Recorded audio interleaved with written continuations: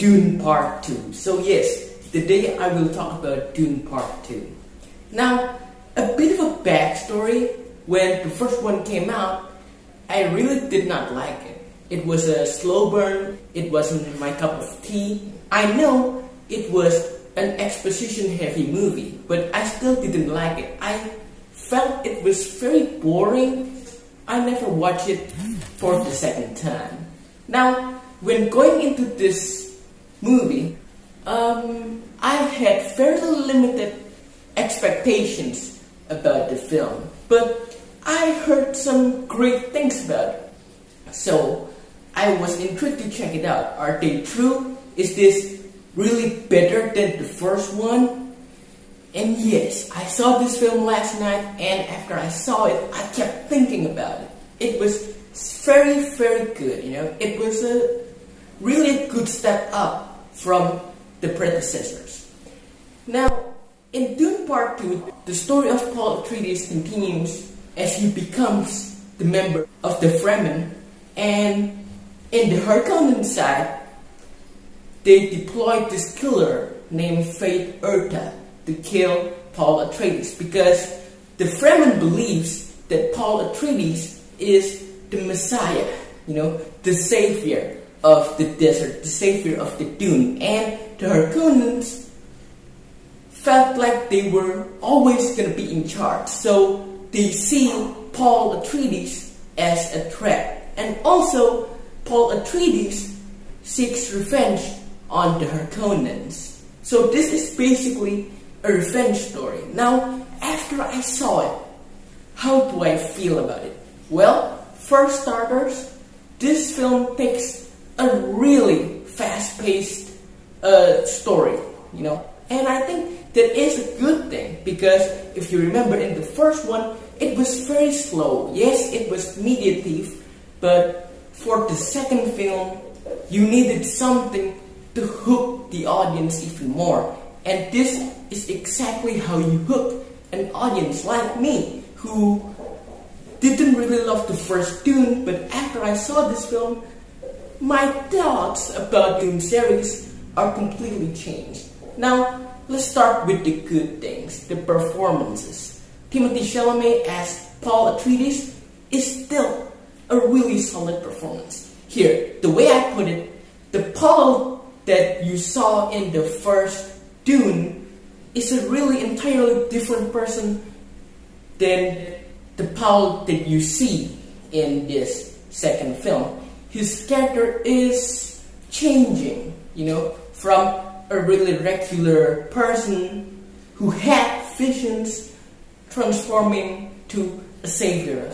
And I think Timothée Chalamet portrays Paul Atreides' character arcs really beautifully here, because constantly in the first scene to the last shot of this film, you are constantly backing up Paul. You want to see this person succeed defeating the Harkonnens. Now, in the Harkonnen side, there is Austin Butler as Fate Erta. He is a really menacing character, and when he is on screen, you feel the tension.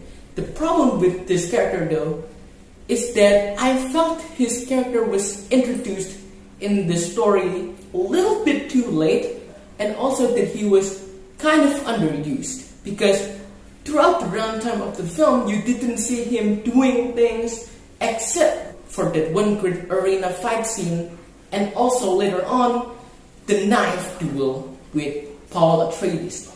And with that being said, I will move on to the action sequences. Yes, this film does feature a lot more action sequences from the book, and also really entirely from the creative liberty that the director chose, Denis Villeneuve. He chose to include some brand new action sequences that weren't there in the books. There are plenty of action sequences in this movie spread out. And these action sequences are really a feast to the eyes. They are really beautifully choreographed. There are tension, there are intrigue, and there are intensity in these action sequences. And there's a punch to the audience that this is Dune, this is what we are capable of. There is also a sense of scale in the action sequences that is also complemented by the masterful sound design. The scene where Paul rides the sandworm for the first time? As an audience, I felt that impact because the sound design and the cinematography is really on point on that scene, and you really feel that there is gigantic thing hiding in the desert. When that comes out, you feel the presence as an audience. The other thing that I want to talk about in the action sequences category is, of course, the Paul and Fate's final duel. I thought it was really masterfully done by Greg Fraser, the cinematographer of the film. He frames it very, very detailed, and there's no shaky cam in the fight. You can see everything clearly, and also the silence. There is no soundtrack during that fight, and I really like the subtle approach. Even though there wasn't any music, you feel the tension between these two characters, and the fight was also very realistic. That's what I like about Denis Villeneuve's take on these action sequences, is that they are not over dramatic, but they are realistic. If the character gets stabbed, you feel that stab. Now, all the performances are amazing. Zendaya as Chani, she has a lot more screen time than what she had in the first film, and I think that is a really good choice, to flesh out her character more, and her relationship with Paul. I really like all the performances here, even though there are some characters that weren't quite fleshed out. Now, the additional character that I really like is Stilgar. He complements the film by adding some comedic layers to a very serious narrative, but I think his character works because he's not adding the comedic side in the sense of, a forced comedy.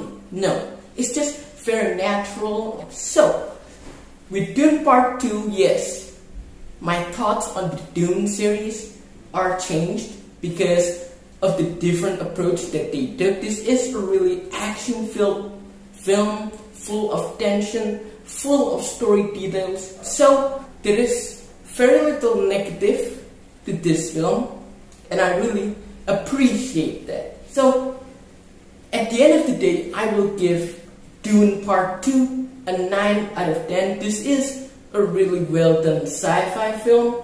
If you have seen Dune Part 2, tell me what you think about it. What do you hate? What do you like? And also, there is some news about Dune Part 3 being in development. Are you excited for that? Tell me everything down in the comment section, and see you on the next video.